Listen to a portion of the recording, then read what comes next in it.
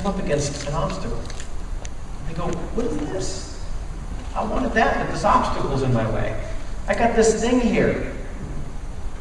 The first pattern that people run, the first mistake that people make when they come up against an obstacle, is instead of going around it, under it, through it, over it, they pick it up.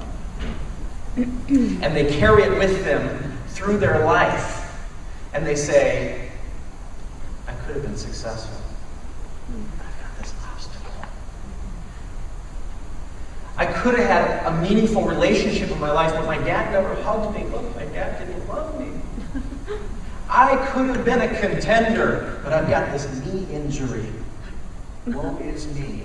Could have exercised, but I've got this heart condition, and the doctor put me on medication. Look at my obstacle. And everywhere they go, no matter what they do, everywhere they go, where's the obstacle? It's right there in front of them. They pick it up, they carry it with them. They get a sense of significance from it. Look at the reason I can't be who I want, have what I want, or do what I want. Pick it up. That's the first pattern. The second pattern people run is the perfect place syndrome. Perfect place syndrome. This is where people, they get to the point where they say, I'm sick of what's in here, I want what's out there, I'm going to go for it. They start taking action and they go, oh, there's this obstacle here. You see, I told you, it just wasn't meant to be. You don't understand, this isn't the right time for me.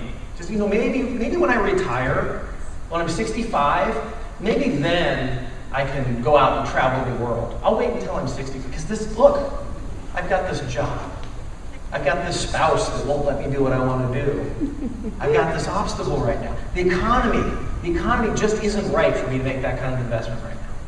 Not the right time. Not the right place. The funny thing is, a lot of times what people do with this, especially the very spiritual people, they go, you know what? I don't think the universe wants me to do this right now. The universe is sending me a signal. God is telling me this isn't the right thing. I'm just going to go meditate on it for a little while. Ask the universe, or I'm going to pray to God and ask, when is the right time for me? Okay, I've meditated. I'm going to see. Is it the right time now? Oh, no, the obstacle's still there. I guess it's not the right place for me. That's called the perfect place syndrome. And what happens is people wait for the circumstances to line up in their life to let them do what they want. And here's the secret. The circumstances will never line up. The circumstances will never line up unless it's by accident. Because here's the thing, the universe responds to action. People say this to me all the time. They say, well,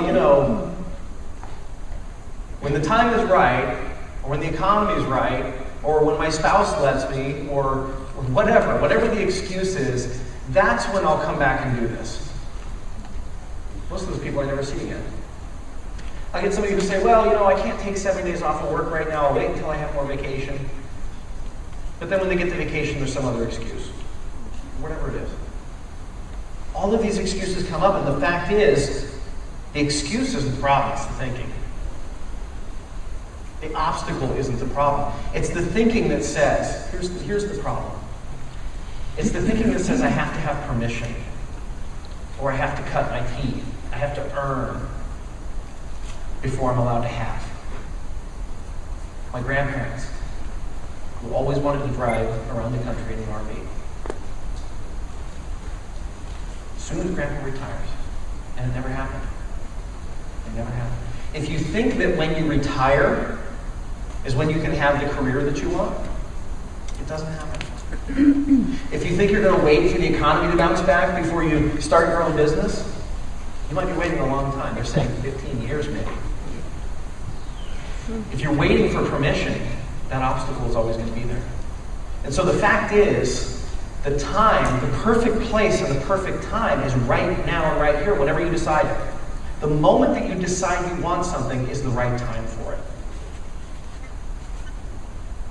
And anything less than action is telling the universe that you don't want it or deserve it. The moment you desire something is the right place and the right time. Anything less than action is telling the universe that you don't want it or deserve it. The universe responds to action. And so people will say to me, I'm waiting for the circumstances to line up. I'm waiting for this big thing to land in my lap, or this thing to happen or that thing to happen. It doesn't happen. What happens is when you make a commitment to something, the universe will conspire to make you successful. When you make a commitment, things begin falling in line, and the pathway to that success becomes apparent, but not until you commit. Third pattern that people run. The third pattern that people run looks like this. They say, I want what's in here. I hate what's in here. I want what's out there. I want to go for it. And they go like this. They go,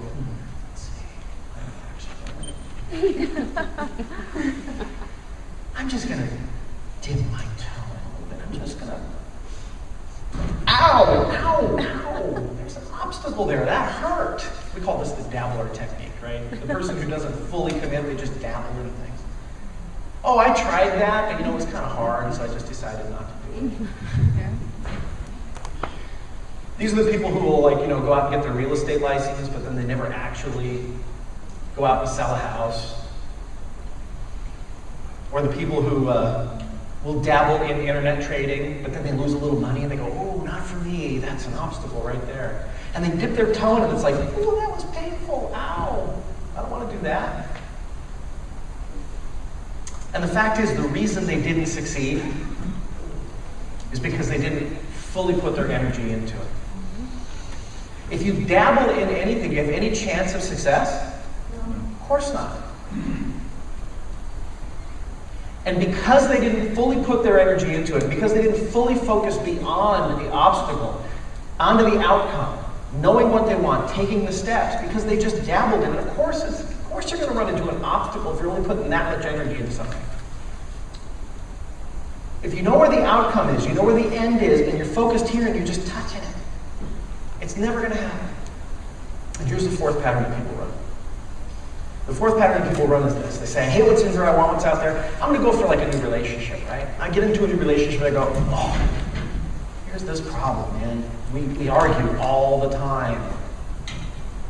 We got this obstacle in the relationship. You know what? I'm sick of the arguing. I'm sick of it. I'm done. I'm breaking up with you. I'm going to go find another relationship. And so they go find another relationship and they go, hey, here's another relationship. And there's that obstacle again. Or they get sick of their job. I'm sick of you mistreating me. I'm sick of you underpaying me. I'm going to go find a new job. I'm out of here. So they go hunting for a new job and they go, oh, here's a new job. There's that obstacle again. And no matter who they date, no matter which job they get, the same thing comes up over and over. I'm not saying this has ever happened to you guys. I know it happened to me once. No matter how many times they try to change the external circumstances in their life, the same obstacle comes up over and over again because all they're doing is spinning their wheels and they're just waiting. This didn't seem to work out for me, so I'm going to give up on that one. I'm going to try a different one. No matter how many times that same obstacle is there. Because instead of trying to change what's in here, they're trying to change what's out there. Bill H. Erickson, one of the best hypnotherapists ever. Great quote from him from the middle 1950s. He said, at one point I realized that all of my clients' problems were metaphors. So he decided, why couldn't the answer be metaphors? The fact is, if you have an obstacle in life, you may be able to touch it, feel it, smell it, taste it, lift it. You may be able to point it out to me and say, look, this is a real obstacle. And the fact is, it isn't. The physical thing outside of yourself is a result of the thinking. It's a result of the limited thinking. Yes, you can say, I have $0 on my bank account. That looks like a real obstacle. But what is the thinking that didn't fill your bank account? Yes, you may say, look, I have this trail of bad relationships in my life. But what is the thinking that created those relationships in the first place? The thing outside of yourself is just evidence of the internal thinking that created it. So when you come up against an obstacle in life, instead of struggling and rallying against the outside thing, ask yourself, how am I at cause for this? How am I at cause for this thing which is standing in my way right now? And when you get the answer to that, you'll grow bigger than the obstacle, and it'll disappear.